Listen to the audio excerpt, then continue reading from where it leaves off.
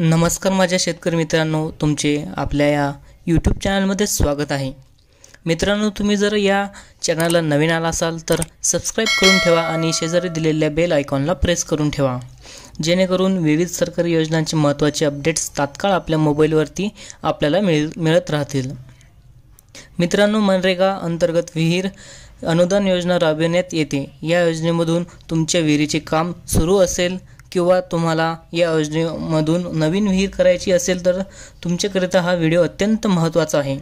मित्रांनो, दिनांक 1 डिसेंबर 2023 रोजी सर्व जिल्ह्यांचे जिल्हाधिकारी तसेच मुख्य कार्यकारी अधिकारी यांची बैठक संपन्न झाली। मित्रांनो, या बैठकीमध्ये विहीर मंजूर करताना आवश्यक असलेल्या कागदपत्रांबाबत निर्णय घेण्यात आले। मित्रांनो, बरीच कागदपत्रे आवश्यकता नसताना देखील मागितली जातात, ती आता या ठिकाणी वगळण्यात आलेली आहे। इतर काही नियमात सुद्धा बदल हे करण्यात आलेले आहे। तर मित्रांनो, पाहूयात या व्हिडिओमध्ये मनरेगा अंतर्गत च्या विहिरी अनुदान योजनेबाबत पार पडलेल्या बैठकीत घेण्यात आलेल्या नवीन निर्णयाच्या इतिवृत्ताबाबत सविस्तर माहिती। मित्रांनो, या ठिकाणी तुम्ही जे हे पत्र पाहत आहात, हे पत्र दिनांक 26 डिसेंबर 2023 रोजी महाराष्ट्र शासनाचे कक्ष अधिकारी यांनी सर्व जिल्ह्यांचे जिल्हाधिकारी तथा कार्यक्रम समन्वय तसेच मुख्य कार्यकारी अधिकारी तथा कार्यक्रम समन्वय यांना लिहिलेले आहे। मित्रांनो, या पत्राचा विषय आहे मनरेगा अंतर्गत मिशन मोडमध्ये विहिरीचे कामे पूर्ण करण्याबाबत आणि या पत्राचा संदर्भात आहे दिनांक 1 डिसेंबर 2023 रोजी उपजिल्हाधिकारी व उपमुख्य कार्यकारी अधिकारी यांची झालेली बैठक। तर या पत्रामध्ये या ठिकाणी लिहिलेलं आहे, उपरोक्त संदर्भीय बैठकीमध्ये राज्यामध्ये विहीर शेततळे व जलतारा अंतर्गत कामे त्वरेने हाती घेण्याबाबत झालेल्या चर्चेनुसार झालेल्या बैठकीचे इतिवृत्त सोबत जोडण्यात आलेले आहे।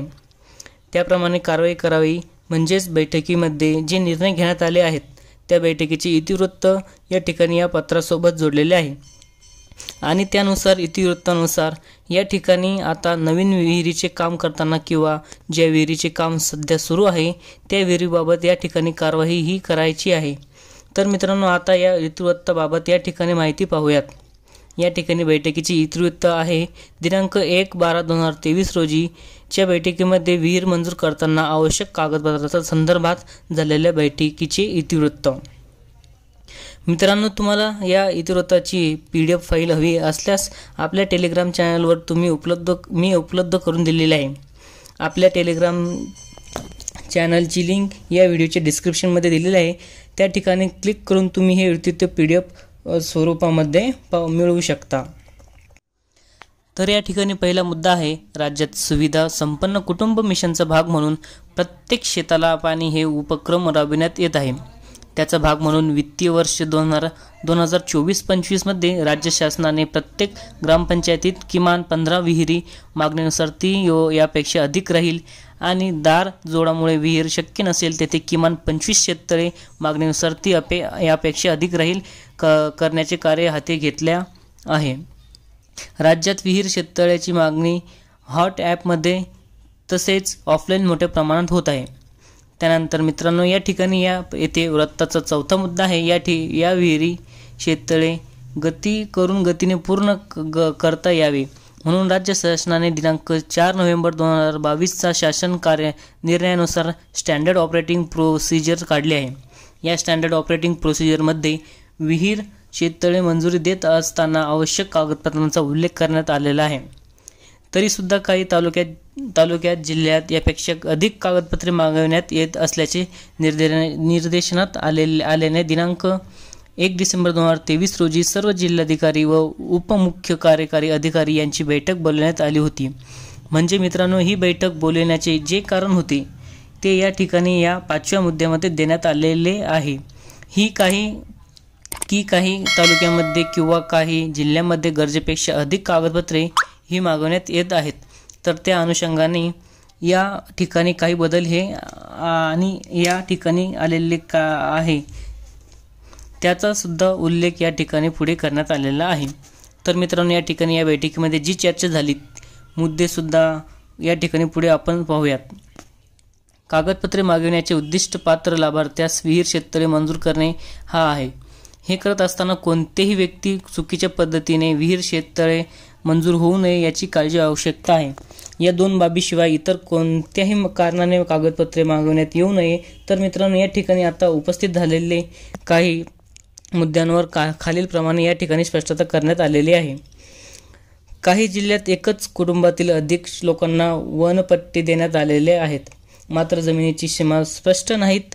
कुटुंबातील एका सदस्यास विहीर दिले असताना त्याच कुटुंबातील इतर सदस्य विहिरीची मागणी करतात।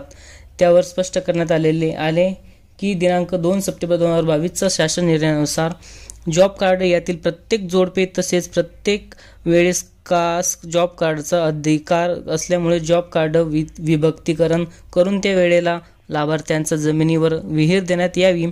म्हणजे मित्रांनो, या ठिकाणी एका कुटुंबामध्ये जर कधी अनेक जॉब कार्ड असतील तर या ठिकाणी आता विहीर योजनेचा लाभ त्यांना सुद्धा घेता येणार आहे। सीमांकन झाले नसेल तरी कुटुंबातील सदस्य मान्य करतील त्या ठिकाणी विहीर करण्यात यावी। त्यानंतर मित्रांनो, एखाद्या जमिनीत एकापेक्षा अधिक लोकांची नावे असल्यास त्याच जमिनीतील विहीर सातबारावर नाव असलेल्या सर्वांची सामूहिक विहीर होईल। संमतीपत्र घेतल्याने एक व्यक्तीची विहीर झाली असे भ्रामक स्थिती तयार होते। ती स्थिती त्या कुटुंबासाठी योग्य नाही। त्यामुळे संमतीपत्र घेण्यात येऊ नये, मात्र बिलांची अधिकाई अर्जदाराच्या खात्यात करावी। ही अदाई की त्या व्यक्तीस नसून विहीर झालेल्या खर्चाची भरपाई आहे। संबंधित अर्जदार सामूहिक विहीर पूर्णत्वाचं माध्यम आहे।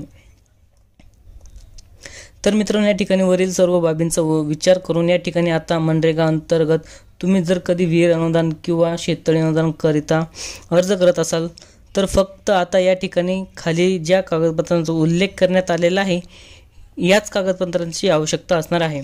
यामध्ये सर्वप्रथम जॉब कार्डची प्रत हे असल्यावर त्यात आधार कार्ड लिहित असते, त्यामुळे आधार कार्ड वेगळ्याने या ठिकाणी आता लागणार नाही। त्यानंतर जमिनीचा 7/12 उतारा लागणार आहे आणि भूधारणासाठी 8अ उतारा म्हणजेच एकूण जमिनीचा दाखला लागणार आहे। त्यानंतर 5 एकरपेक्षा अधिक भूधारणा असल्यास जातीचा दाखला, यामध्ये SC ST VGT सुधारणा 5 एकरपेक्षा कमी असल्यास हा दाखला आवश्यक नाही। त्यानंतर जिवंत बँक अकाउंटचा पासबुक म्हणजेच मित्रांनो चालू असलेले बँक खाते क्रमांक, यामध्ये 6 महिन्याच्या आतील ट्रान्झॅक्शन असलेले बँक खाते असावे। त्यानंतर लाभार्थ्याकडे सलग जमीन 1 एकरपेक्षा कमी असल्यास आणि बाजूचा मालकासोबत मिळून सामूहिक विहिरीची मागणी करत असल्यास पाणी वाटप करारपत्र या ठिकाणी आवश्यक असणार आहे। त्यानंतर मित्रांनो, ग्रामसभेचा ठराव मनरेगा कायद्यानुसार कामाची मागणी आल्यावर ते नाकारण्याचा अधिकार ग्रामसभेला नाही। मित्रांनो, हा मुद्दा खूप महत्त्वाचा आहे। बऱ्याच ठिकाणी ग्रामसभेमध्ये ठराव आल्यानंतर तो फेटाळण्यात येतो, मात्र या ठिकाणी ग्रामसभेला ठराव फेटाळण्याचा अधिकार नाही। त्यामुळे ग्रामपंचायतींनी सर्व लाभार्थ्यास लवकरात लवकर ठराव देण्याचे काम करावे व सर्व गट विकास अधिकाऱ्यांनी याची खबरदारी घ्यावी। तर मित्रांनो, अशा प्रकारे मनरेगा अंतर्गत आता विहीर अनुदान योजना तसेच शेततळे अनुदान योजना करिता अटी तसेच कागदपत्रे असणार आहे। चला तर भेटूया पुढच्या व्हिडिओमध्ये। धन्यवाद।